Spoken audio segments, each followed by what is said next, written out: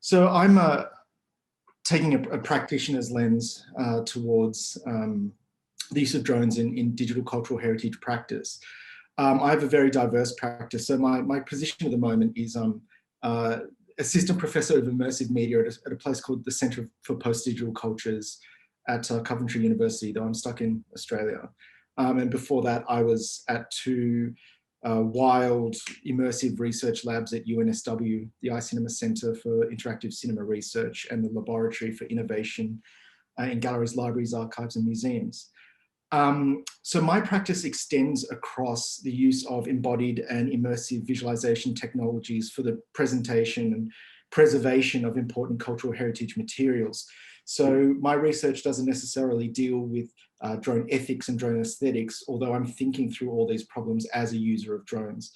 What I thought I'd talk about today is the ways in which I personally use aerial data to form these kind of composite systems where we can do deep mapping of complex data sets.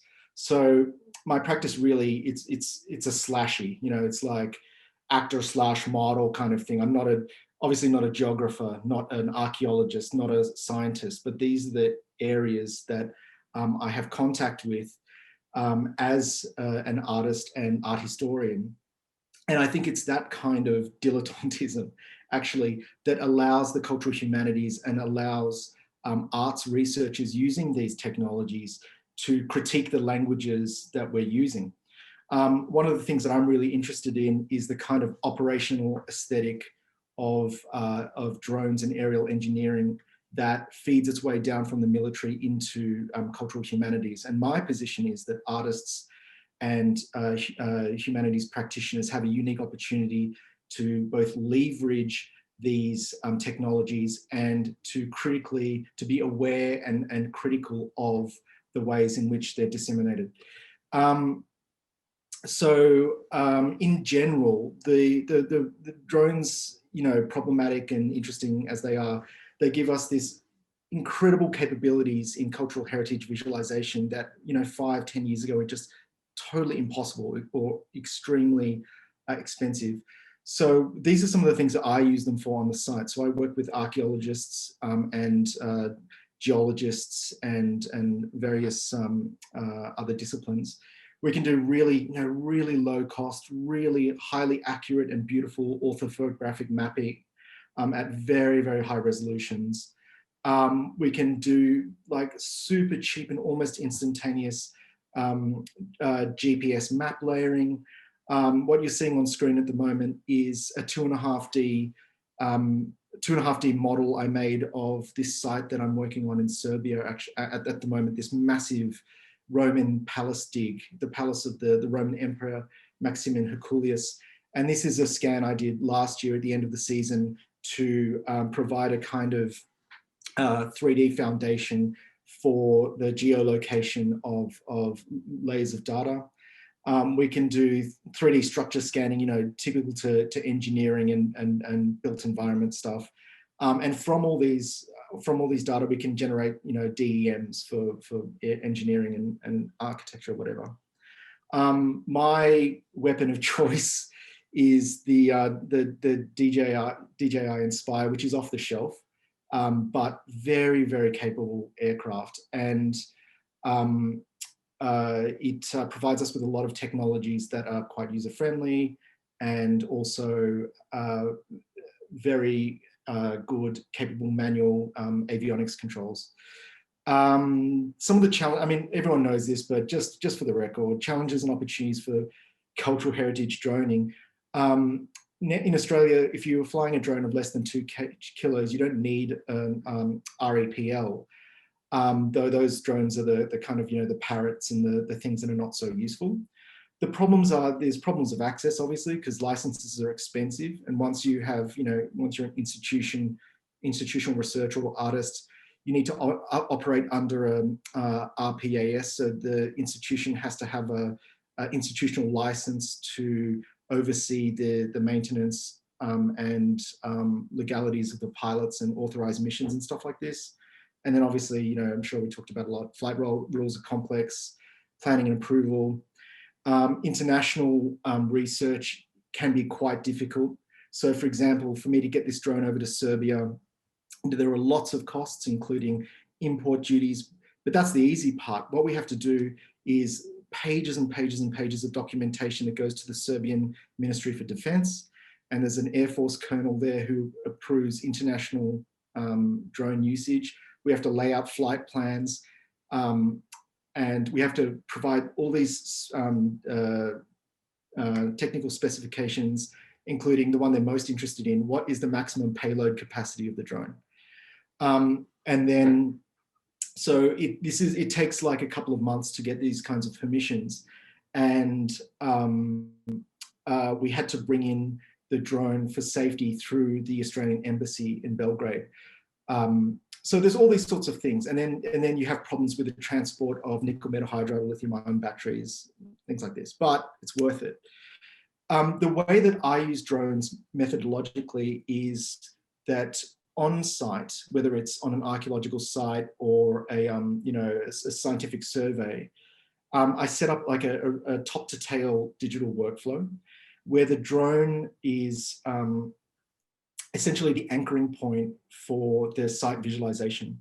So at various stages of the evolution of the site, we do ortho mapping, which produces us our beautiful 2D maps. And then we do scans, 3D scans of each sector and holistically at several stages through the dig as they evolve. And then as objects, artifacts are uncovered, they go through all the usual triage processes. So they're documented, for site context, that's geolocated. They go to the finds room for conservation and triage, and then they come to my digital lab. So on site, we'll set up a photogrammetry suite with image capture processing so that we can document, process, and then measure and scale the objects on site before the objects go into the vault of the local museum. And then from that, what I'm working on is this idea of this, deep mapping, what some people call hypermapping. And what that is basically a layering of these various data sets onto a kind of complex and sort of format diverse set of data. So the way we normally do it is to build a GIS database in any number of standard engineering applications. But what all GIS platforms are terrible at is real-time visualization, real-time correlation. So what they're excellent at is, for example, correlating 19th century Austrian map with your 21st century Google map, that sort of thing.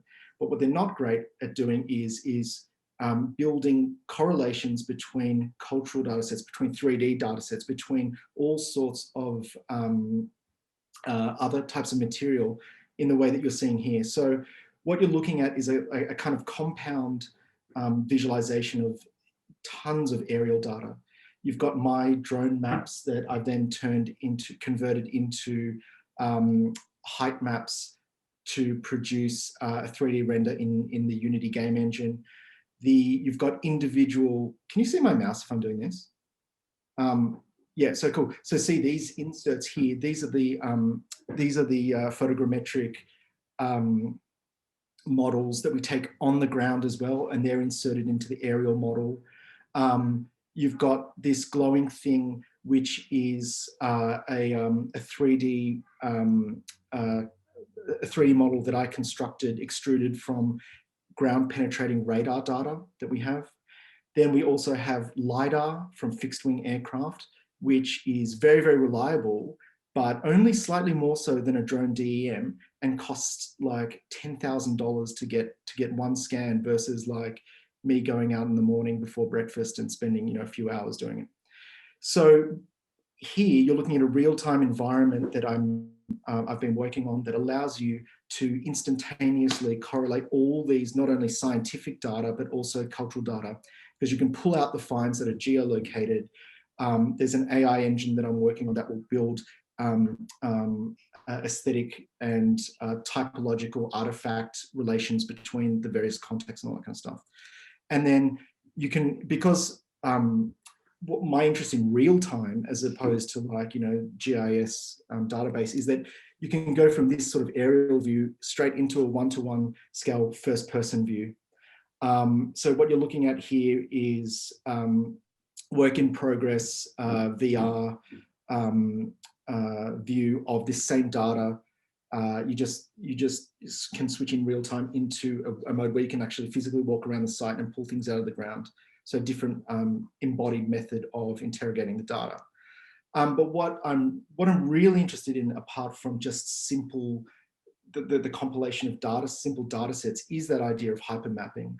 So how can we use these kind of aerial perspectives and aerial immersive environments to interrogate different geographies? So what you're looking at here is a work I built a couple of years ago and had exhibited at SIGGRAPH.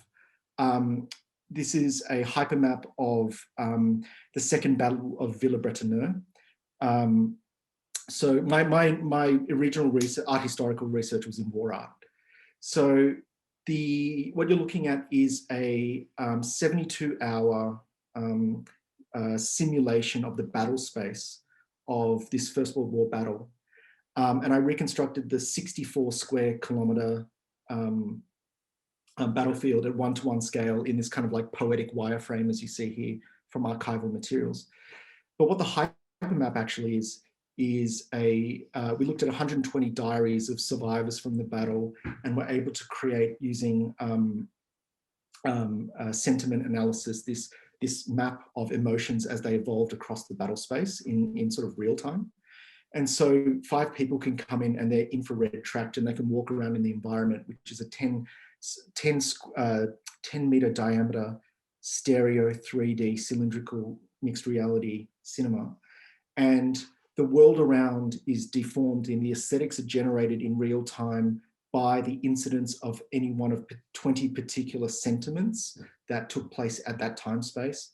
And so the world evolves around you based on what kind of emotion was being experienced at that time. This is a work I'm working on at the moment, very similar, using the same system engineering that I've developed for the archaeology. So last year I spent some time in Palestine. Sorry, Andrew, just a minute or two left. Oh, sorry. I'm almost there. Cool. Just to say that so last year I spent some time in Palestine working on a research project around aerial imaging of Palestine from the Ottoman era to the 21st century. And I visited the UN OCHA office in Ramallah, and they gave us all of this really sensitive sociocultural data about the Gaza Strip post-2014. And so I'm working on and almost finished this hypermap of demographic data that is presented in a real-time 3D environment that brings up through, you know, animations and all this kind of stuff, the kind of social consequences of the 2014 Gaza war, but using the same system engineering as the archaeology. Oh yeah, and I think this is my last one. Yeah, I'll show you.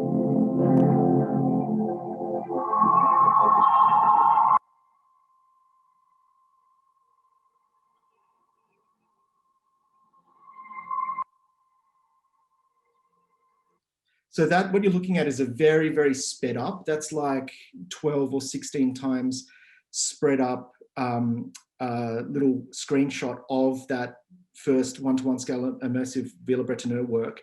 And all of those geometric deformations are caused by one of 20 different algorithmic shaders that describe a particular emotion experienced at that location. And you can see that what we're looking at now is the town of Villers-Bretonneux with the cathedral in the distance.